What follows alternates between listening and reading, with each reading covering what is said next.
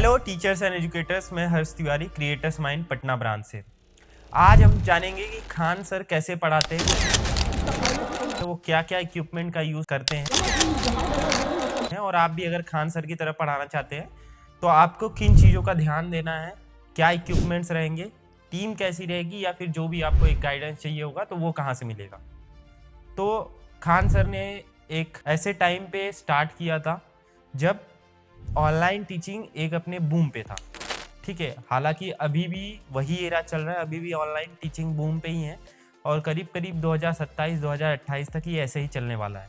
उसके बाद भले कुछ टेक्नोलॉजिकल अपडेटेशंस आए और टीचर्स का एक अलग चीज़ें देखने को मिले, बट अभी के टाइम देखेंगे तो अभी एक एजुकेशनल एरा जो चल रहा है, जो मॉडर्न एरा है, तो वो यही चल रहा है कि आप कैसे चीज़ों को यूटिलाइज कर सकते हैं। जैसे अभी एप्लीकेशन आ रहे हैं, डिजिटल बोर्ड आ गया है, कैमरा आ गया है, जो आपको एक बेहतर तरीके से ऑनलाइन रिप्रेजेंट कर सकते हैं, आपको अपने बच्चों तक एक डिजिटली पहुंचा सकते हैं और आपका एक इंटरनेट पे एक डिजिटल एड्रेस आपको प्रोवाइड कर सकते हैं।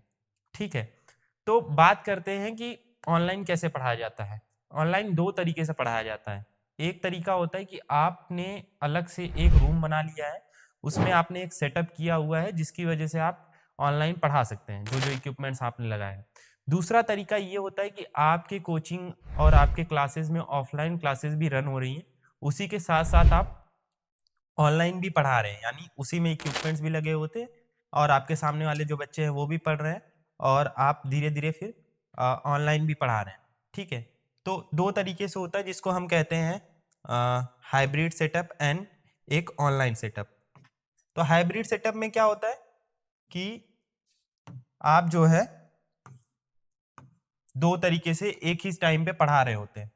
ऑफलाइन क्लासेस, यानी जो आपके फिजिकल बच्चे होते हैं वो भी उसी टाइम पे पढ़ रहे होते हैं, और प्लस आप ऑनलाइन वीडियोस रिकॉर्ड कर रहे होते हैं, लाइव जा रहे होते हैं, जो भी आपको करना होता है तो उसी इक्विपमेंट के साथ आप कर रहे होते हैं। दूसरा तरीका होता है कि प्रॉपर ऑनलाइन, जैसे अगर मैं जिस स्टूडियो सेटअप की बात करूं, तो जिस स्टूडियो सेटअप से मैं आपको चीज़ें बता रहा हूं, तो ये एक कह सकते हैं कि आप ये प्रॉपर ऑनलाइन के लिए ही है, इसमें कोई ऑफलाइन का कोई रोल नहीं होता।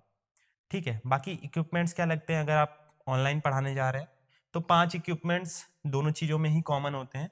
इसमें कुछ मेजर चेंजेस नहीं आते, चेंजेस आते कि इक्विपमेंट लगेंगे कैसे। इसमें ऑफलाइन प्लस ऑनलाइन क्लासेस में इक्विपमेंट लगने का जो तरीका होता है वो थोड़ा सा चेंज होता है। जैसे कैमरा आपका सीलिंग से माउंट हो जाता है, 4K PTZ कैमरा भी बहुत ज़्यादा चल रहा है, इसका रेजोल्यूशन 4K में होता है, बहुत ईजी टू यूज़ होता है, तो ये कैमरे का एंगल चेंज होता है। दूसरा होता है कि माइक कैसा लगने वाला है, माइक की क्या रिक्वायरमेंट रहने वाली है। तो मैं बात करूँ वो 5 चीज़ें क्या कॉमन चीज़ें होती है जो दोनों क्लास में लगती हैं, तो एक तो पहला सर डिजिटल बोर्ड ही होता है जिसके थ्रू आप पढ़ाते हैं, जिसके पे मैं भी लिख के आपको बता रहा हूँ। प्लस उसमें फिर आपका कैमरा आ जाता है। ठीक है, तो अभी जिस वीडियो से मैं रिकॉर्ड कर रहा हूँ वो 4K PTZ कैमरा है, पेंसिल AI का। आप इसके वीडियो क्वालिटी को देख सकते हैं, काफ़ी अच्छा कैमरा है, बहुत ईजी टू यूज़ है। तो इसके साथ आप कंटिन्यू कर सकते हैं। उसके बाद आता है आपका सर्वर, जिसको सिस्टम भी कहते हैं, हम सिस्टम लिख देते हैं, सब इसी नाम से जानते हैं। सिस्टम में मतलब एक डेस्कटॉप सेटअप होता है जिसमें आपका CPU और एक मॉनिटर होता है, जिसमें आप वीडियोस को रिकॉर्ड करते हैं, OBS के थ्रू लाइव जाते हैं। नॉर्मल एडिटिंग्स करना हुआ तो ये सिस्टम से आप कर सकते हैं, जिसमें आपको एक CPU और एक मॉनिटर का सेट जाता है। ठीक है, उसके बाद जो चौथा चीज़ आता है वो माइक आता है। तो माइक की भी रिक्वायरमेंट पड़ती है। अभी मैं यूज़ कर रहा हूँ डिजिटेक का माइक, पेंसिल AI के माइक आ रहे हैं, नॉर्मल माइक्स आ रहे हैं, और अगर आप नॉइज़ कैंसिलेशन वाले फीचर में जाते हैं तो वहाँ पर भी बहुत सारे माइक्स अवेलेबल हैं। ठीक है, और एक लास्ट जो चीज़ बचती है 5 सेटअप में, वो होता है एक लाइट सेटअप। ठीक है, एक अच्छे लाइट सेटअप का बहुत बड़ा रोल होता है कि आप के वीडियो में एक क्वालिटी आए, आपका फेस वैल्यू बच्चों को अच्छे से दिखे, और जो आप कंटेंट पढ़ा रहे हैं तो उसमें भी एक क्वालिटी आए। ठीक है, तो ये 5 चीज़ें ऑनलाइन और ऑफलाइन प्लस ऑनलाइन, जिसको हाइब्रिड सेटअप भी कहते हैं, दोनों में कॉमन होती है। चेंजेस क्या होते हैं कि भाई जब दोनों में कॉमन है तो चेंज क्या है? चेंज ये होता है कि आपका फिर कैमरे का एंगल कैसा लग रहा है। ठीक है, ऑनलाइन में हो सकता है कि जैसे हमने जो कैमरा लगाया है वो दीवार पे माउंट हो चुका है, ये दीवार पे माउंट हो चुका है, और अगर आप देखेंगे कि ऑफलाइन और ऑनलाइन में देख रहे हैं तो क्या होता है, ये सीलिंग पे यानी आपके दीवार पे से माउंट होता है, जिसमें एक सीलिंग माउंट लगता है, ये हैंग हो जाता है। ठीक है, तो उसमें कैमरे का एंगल चेंज हो सकता है। नहीं तो अगर आप एक ऑनलाइन में जा रहे हैं तो ये क्या होता है, आपके दीवार पे ही सामने वाले माउंट हो जाता है, जिससे आप रिकॉर्ड कर सकते हैं। और ऑफलाइन प्लस ऑनलाइन, जिसको हाइब्रिड सेटअप कहा जाता है, तो उसमें क्या होता है, कैमरा आपका हैंग हो जाता है, ठीक है, उस पे ऊपर कैमरा लगा होता है। दूसरा चीज होता है, माइक की जो रिक्वायरमेंट होती है वो चेंज हो जाती है।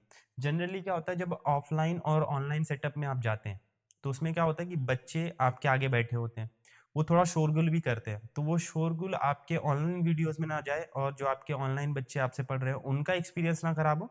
तो वहां पर जो माइक आइडियल रिकमेंडेशन जो होता है वो ये रहता है कि आप नॉइस कैंसिलेशन वाले माइक में जाते हैं, तो सबसे बेस्ट ऑप्शन होता है। ठीक है, नॉइस कैंसिलेशन वाले माइक्स में कौन माइक आ रहे हैं, तो वो सेनाइजर के माइक्स हैं, जो कि अभी के टाइम पे सबसे अच्छे माइक आते हैं, जो कि आपके हेडसेट होते हैं। ठीक है, तो ये माइक मिल जाते हैं आपको। ऑनलाइन सेटअप में अगर आपका कुछ ऐसा सिनेरियो नहीं है कि बहुत ज़्यादा नॉइस पोल्यूशन नहीं है और बैकग्राउंड से भी बहुत ज़्यादा नॉइस नहीं आ रहा है, तो आप फिर नॉर्मल माइक्स में, जो कि 4 से 5 हज़ार से शुरू हो जाते हैं, इसमें आप जा सकते हैं, जिसमें बहुत अच्छी क्वालिटी आपको मिल जाती है। ठीक है, तो नॉर्मल माइक से लेकर नॉइस कैंसिलेशन माइक तक सब कुछ आपके रिक्वायरमेंट के ऊपर डिपेंड करता है कि आपके नेचर ऑफ टीचिंग कैसा होने वाला है या फिर आप कैसे पढ़ा रहे हैं। बाकी इन चीज़ों के बारे में फिर उसके बाद जो चीज़ आती है कि अगर आप ऑनलाइन अपने आप को रिप्रेजेंट कर रहे हैं तो उसमें सिर्फ हार्डवेयर का ही रोल नहीं होता। दूसरा चीज़ आता है सॉफ्टवेयर, कि आप सॉफ्टवेयर में कितना प्रेजेंस रखते हैं, या फिर अगर आप ऑनलाइन प्लेटफॉर्म्स को कैसे यूटिलाइज कर रहे हैं। ऑनलाइन प्लेटफॉर्म जैसे यूट्यूब, फेसबुक, इंस्टाग्राम, जो भी तरह तरह के सोशल मीडिया प्लेटफॉर्म्स हैं, उस पर आप कितने एक्टिव हैं, कितने आपके फॉलोअर्स हैं, ऑर्गेनिकली ग्रोथ कर रहे हैं या फिर उसमें डिजिटल मार्केटिंग का भी कुछ रोल आ रहा है, एप्लीकेशन के थ्रू आप कोर्सेज बेच रहे हैं या आप इन्हीं ही बनाए हैं एप्लीकेशन, तो ये चीज़ें सॉफ्टवेयर का पार्ट होती हैं। तो इसमें फिर जो सेकेंड रोल आता है, मतलब सिनेरियो आता है, वो फिर सॉफ्टवेयर का आ जाता है कि आपने सॉफ्टवेयर में या फिर ऑनलाइन कितना बड़ा प्रेजेंस बनाया हुआ है। ठीक है, सॉफ्टवेयर में क्या क्या चीज़ें आ जाती है। सॉफ्टवेयर में सबसे पहला चीज़ आता है कि आप यूट्यूब पे या फिर कोई सी सोशल मीडिया प्लेटफॉर्म पे प्रेजेंट है कि नहीं। नहीं प्रेजेंट है तो आप कह सकते हैं कि आप अपना चैनल बनाइए, उस पर अच्छे से ग्रोथ करिए, वीडियोस डालिए, सारे जो भी फीचर्स है उस सोशल मीडिया प्लेटफॉर्म्स को उसको एक्सप्लोर करिए, ताकि उस सोशल मीडिया प्लेटफॉर्म के जो एल्गोरिदम है वो आपको एनालाइज करें, उस हिसाब से आपको ऑडियंस प्रोवाइड कर पाए वो। ठीक है, तो पहले तो सोशल मीडिया प्लेटफॉर्म पे अगर आपका प्रेजेंस नहीं है तो आप सोशल मीडिया प्लेटफॉर्म पे अपने प्रेजेंस बनाइए, उस पर थोड़ा समय देना शुरू करिए और जो भी उसके फीचर्स हैं उसको अच्छे से यूटिलाइज करिए। तो किसी भी देखा गया है को जो भी सोशल मीडिया प्लेटफॉर्म्स है अभी जो उसमें एल्गोरिदम चल रहे हैं, तो किसी भी चैनल्स को 3 महीने तक एनालाइज करते हैं, लगभग 3 मंथ आपको देना पड़ता है, उस पर मेहनत करनी पड़ती है, ताकि आपको एक डिसेंट रिस्पॉन्स मिलना शुरू हो। ठीक है, डिसेंट रिस्पॉन्स मिलना शुरू हो। तो ये एल्गोरिदम आपको पहले एनालाइज करेगा कि आपका कंटेंट किस टाइप का है, आपको किस तरीके को ऑडियंस दी जाए। तो उसके लिए आपको 3 मंथ तक कम से कम मेहनत करना पड़ेगा बिना किसी रिस्पॉन्स के। अगर आपको बहुत डिसेंट रिस्पॉन्स मिल रहा है या ना भी मिल रहा है तो भी आपको एक कंटिन्यूटी बनाए रखनी है उस पर। डीमोटिवेट नहीं होना है। सबसे बड़ी गलती टीचर्स यही करते हैं कि वो 1 महीने वीडियो बनाते हैं और अगर उनको कोई अच्छा रिस्पॉन्स नहीं मिलता तो वो डीमोटिवेट हो जाते हैं और वो सोशल मीडिया प्लेटफॉर्म से फिर हट जाते हैं, क्योंकि ऑफलाइन कोचिंग उनकी चली रही होती है। तो ये नहीं करना है आपको। आपको एटलीस्ट 3 मंथ डेडिकेटेड होकर देना है। अगर आपके कंटेंट में बहुत दम होता है, बहुत बार रेयर केसेस में ये भी देखा गया है कि आपका कंटेंट अगर बहुत अच्छा हुआ तो आपको स्टार्टिंग से ही एक अच्छा खासा रिस्पॉन्स मिलना शुरू हो जाता है, पॉजिटिव रिस्पॉन्स मिलना शुरू हो जाता है। ठीक है, बट ये बहुत रेयर केसेस में ही होता है। बट अगर आप ये दे देते हैं, 3 मंथ अपना समय दे देते हैं किसी भी सोशल मीडिया प्लेटफॉर्म को, तो आपका एक डिसेंट ग्रोथ मिलना वहाँ से, ऑर्गेनिक ग्रोथ मिलना वहाँ से शुरू हो जाता है। दूसरा पार्ट ये आता है कि अगर आपको इतनी मेहनत नहीं करनी है, आप चाहते हैं कि मुझे ऑडियंस मिले, आपका एप्लीकेशन बना हुआ है, आप चाहते हैं कि नहीं मुझे ऑलरेडी मेरे पास एक ऐसी ऑडियंस आए जो मेरा स्टार्टिंग से ही कोर्सेज परचेस करना शुरू कर दे, अगर आपके पास एप्लीकेशन है तो आप वहाँ पर हेल्प ले सकते हैं डिजिटल मार्केटिंग का। ठीक है, इसमें डिजिटल मार्केटिंग का आप एक हेल्प ले सकते हैं कि आपको एक ऐसी ऑडियंस मिल जाए जो परचेजिंग ऑडियंस हो, जिनको रिक्वायरमेंट हो आपकी कोर्सेज की, आपके क्लासेस की, और जो आपके एप्लीकेशन अगर आपका बना हुआ है तो उस पर आके परचेस करे। अब यहाँ पे मैंने एप्लीकेशन की बात की है, तो सॉफ्टवेयर में दूसरा जो पार्ट आता है वो एप्लीकेशन का आता है कि आपके कोचिंग का एक एप्लीकेशन है, वेबसाइट है। एप्लीकेशन और वेबसाइट जो होते हैं ये आपका एक इंटरनेट पे आपके कोचिंग के, आपके इंस्टीट्यूट के, आपके स्कूल के एक डिजिटल एड्रेस का काम करते हैं। जैसे आपका एक फिजिकल एड्रेस होगा जिस पे आपके कोचिंग का नाम रजिस्टर होगा, वहाँ पे बच्चे आके आपसे पढ़ सकते हैं। वैसे ही एक जो एप्लीकेशन होता है, जो आपका एक वेबसाइट होता है, वो इंटरनेट पे आपका एक डिजिटल एड्रेस होता है, जहाँ पर किसी भी क्षेत्र का बच्चा, सिर्फ आपके क्षेत्र का नहीं, भारत के किसी भी कोने का बच्चा आके आपके कोर्सेज को देख सकता है, आप क्या पढ़ा रहे हैं, नोट्स में क्या-क्या चीज़ें हैं, सारी चीज़ें को जानकारी ले सकता है। वेबसाइट भी आप बनवा सकते हैं, वेबसाइट पे अपनी कोचिंग का एक इन्फॉर्मेशन दे सकते हैं कि हम किस तरीके के कोर्सेज़ पढ़ाते हैं, 1 टू 10 12 पढ़ा रहे हैं, 12 से आगे पढ़ा रहे हैं या फिर किसी सरकारी नौकरी की तैयारी करा रहे हैं। और वहाँ पे एक डेमो वीडियोज़ के थ्रू आप बता सकते हैं कि आप क्या-क्या पढ़ाते हैं, ताकि बच्चा आके आपके वेबसाइट के थ्रू आपके बारे में जाने, आपके कंटेंट के बारे में जाने। और अगर वो ईगर है तो आपके एप्लीकेशन पे फिर वो स्विच हो और आके आपके एप्लीकेशन पे वो एक्सेस ले। आपने अगर कोर्सेज़ लॉन्च किए हैं, आपको कोर्सेज़ परचेज़ हो वहाँ से।